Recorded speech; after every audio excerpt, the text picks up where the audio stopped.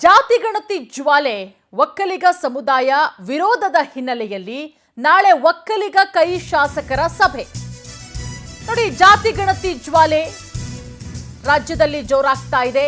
ಒಕ್ಕಲಿಗ ಸಮುದಾಯ ಸಾಕಷ್ಟು ವಿರೋಧ ವ್ಯಕ್ತಪಡಿಸ್ತಾ ಇದೆ. ಈ ಹಿನ್ನೆಲೆಯಲ್ಲಿ ನಾಳೆ ಒಕ್ಕಲಿಗ ಕೈ ಶಾಸಕರ ಸಭೆ ಡಿಸಿಎಂ ಡಿಕೆ ಶಿವಕುಮಾರ್ ಅವರು ಸಭೆ ಕರೆದಿದ್ದಾರೆ. ಕ್ಯಾಬಿನೆಟ್ ಸಭೆಗೂ ಮುನ್ನ ಶಾಸಕರ ಅಭಿಪ್ರಾಯ ಪಡೆಯೋದಕ್ಕೆ ಡಿಕೆ ಮುಂದಾಗಿದ್ದಾರೆ. 17ಕ್ಕೆ ಸಭೆ ಇದೆ. ಅದಕ್ಕಿಂತ ಮುಂಚೆ ಒಕ್ಕಲಿಗ ಸಮುದಾಯದ ಕಾಂಗ್ರೆಸ್ ಶಾಸಕರ ಸಭೆ ಕರೆದಿರೋದು ಡಿಸಿಎಂ ಡಿಕೆ ಶಿವಕುಮಾರ್ ಅವರು. ಶಿವಾನಂದ ಸರ್ಕಲ್ನ ಸರ್ಕಾರಿ ನಿವಾಸದಲ್ಲಿ ಸಭೆ ಕರೆದಿದ್ದಾರೆ. ಸಭೆಯಲ್ಲಿ ಶಾಸಕರ ಅಭಿಪ್ರಾಯವನ್ನ ಆಲಿಸ್ತಾರೆ. ವರದಿಯಲ್ಲಿ ಒಕ್ಕಲಿಗ ಸಮುದಾಯಕ್ಕೆ ಅನ್ಯಾಯದ ಬಗ್ಗೆ ಒಂದಷ್ಟು ಅಭಿಪ್ರಾಯಗಳು ಕೇಳಿಬರ್ತಾ ಇದೆ. ಇದರ ಬಗ್ಗೆ ಸಭೆಯಲ್ಲಿ ಚರ್ಚೆಯಾಗತ್ತೆ. ನಾಳೆಯ ಸಭೆ ಬಹಳಷ್ಟು ಕುತೂಹಲ ಉಂಟು ಮಾಡ್ತಾ ಇದೆ. ಶಾಸಕರ ಜೊತೆಗೆ ವರದಿಯ ಸಾಧಕ ಬಾಧಕಗಳನ್ನ ಡಿಸಿಎಂ ಡಿಕೆ ಶಿವಕುಮಾರ್ ಅವರು ನಾಳೆ ಚರ್ಚೆ ಮಾಡ್ತಾರೆ. ಒಂದು ಕಡೆ ಏಪ್ರಿಲ್ 17ನೇ ತಾರೀಕು ವಿಶೇಷ ಸಂಪುಟ ಸಭೆಯನ್ನ ಕರೆದಿರೋದು. ಯಾಕಂದ್ರೆ ಮೊನ್ನೆ ಜಾತಿಗಣತಿ ಕ್ಯಾಬಿನೆಟ್ನಲ್ಲಿ ಮಂಡನೆಯಾಗಿದೆ ಅಷ್ಟೇನೆ. ಒಂದಷ್ಟು ವಿರೋಧಗಳು ವ್ಯಕ್ತವಾದಂಥ ಹಿನ್ನೆಲೆಯಲ್ಲಿ ಸಿದ್ದರಾಮಯ್ಯ ಅವರು ಮತ್ತೆ ಏಪ್ರಿಲ್ 17ನೇ ತಾರೀಕು ವಿಶೇಷ ಸಂಪುಟ ಸಭೆಯನ್ನ ಕರೆದಿದ್ದಾರೆ. ಆ ಸಂಪುಟ ಸಭೆಗೂ ಮುನ್ನ ಡಿಸಿಎಂ ಡಿಕೆ ಶಿವಕುಮಾರ್ ಅವರು ಕಾಂಗ್ರೆಸ್ನ ಒಕ್ಕಲಿಗ ನಾಯಕರ ಕೈ ಶಾಸಕರ ಸಭೆಯನ್ನ ಕರೆದಿರೋದ್ರಿಂದ ಆ ಸಭೆ ಈಗ ಬಹಳಷ್ಟು ಕುತೂಹಲವನ್ನ ಉಂಟು ಮಾಡ್ತಾ ಇದೆ. ಯಾಕಂದ್ರೆ ಈಗಾಗಲೇ ಜಾತಿ ಗಣತಿ ಬಗ್ಗೆ ಸಾಕಷ್ಟು ವಿರೋಧ ವ್ಯಕ್ತವಾಗ್ತಾ ಇದೆ. ಇದೆಲ್ಲದರ ಬಗ್ಗೆ ಮತ್ತಷ್ಟು ಮಾಹಿತಿ ಕೊಡ್ತಾರೆ ನಮ್ಮ ಪ್ರತಿನಿಧಿ ಆನಂದ್. ಈಗ ನಮ್ಮ ಜೊತೆಗೆ ನೇರ ಸಂಪರ್ಕಕ್ಕೆ ಜಾಯ್ನ್ ಆಗಿದ್ದಾರೆ. ಆನಂದ್, ಜಾತಿ ಗಣತಿ ಜ್ವಾಲೆ ರಾಜ್ಯದಲ್ಲಿ ದೊಡ್ಡ ಮಟ್ಟದಲ್ಲಿ ಕೋಲಾಹಲವನ್ನೇ ಉಂಟು ಮಾಡ್ತಾ ಇದೆ. ಪರ ವಿರೋಧಗಳ ಚರ್ಚೆ ಆಗ್ತಾ ಇರೋದು. ಒಂದು ಕಡೆ ಮಂಡನೆಯಾಗಿದೆ ಕ್ಯಾಬಿನೆಟ್ನಲ್ಲಿ, ಆದರೆ ಸುದೀರ್ಘವಾಗಿ ಚರ್ಚೆ ಆಗಬೇಕು.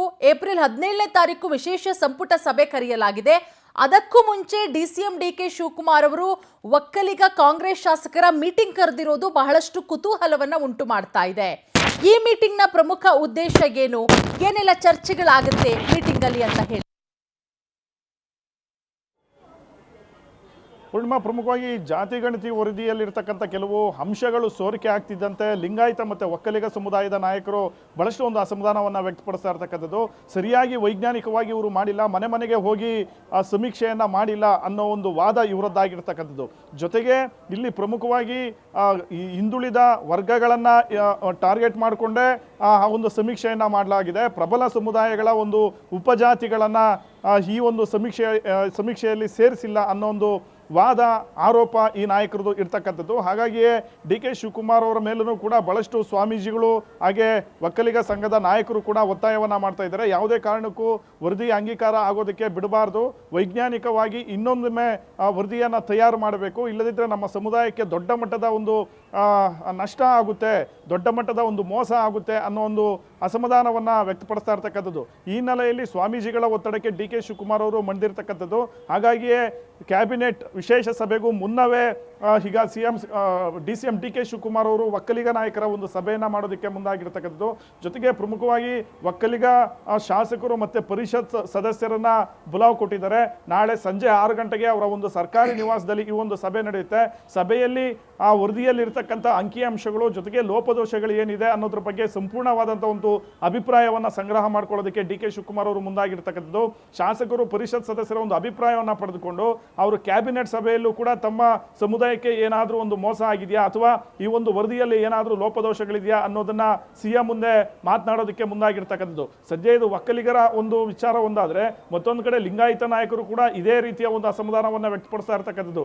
ಈಗಾಗಲೇ ಮನೆ ಮನೆಗೆ ಹೋಗಿ ಸಮೀಕ್ಷೆಯನ್ನ ಮಾಡಿಲ್ಲ, ನಮ್ಮ ಮನೆಗೆ ಯಾವ ಸೆನ್ಸಸ್ ಅವರು ಕೂಡ ಬಂದಿಲ್ಲ ಅಂತ ಶಾಮನೂರು ಶಿವಶಂಕರಪುರ ಅಸಮಾಧಾನ ವ್ಯಕ್ತಪಡಿಸಿದ್ರು.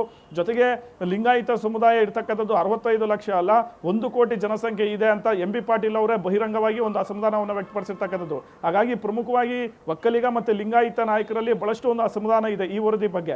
ಈ ಹಿನ್ನೆಲೆಯಲ್ಲಿ ಎಲ್ಲ ತಮ್ಮ ಸಮುದಾಯದ ನಾಯಕರ ಒಂದು ಅಭಿಪ್ರಾಯಗಳನ್ನು ಪಡೆದುಕೊಂಡು ನಾಡಿದ್ದು ನಡೀತಕ್ಕಂಥ ಒಂದು ಕ್ಯಾಬಿನೆಟ್ ಸಭೆ ಏನಿದೆ ಆ ಸಭೆಯಲ್ಲಿ ತಮ್ಮ ಅಭಿಪ್ರಾಯಗಳನ್ನು ಮಂಡನೆ ಮಾಡೋದಕ್ಕೆ ಮುಂದಾಗಿದ್ದಾರೆ.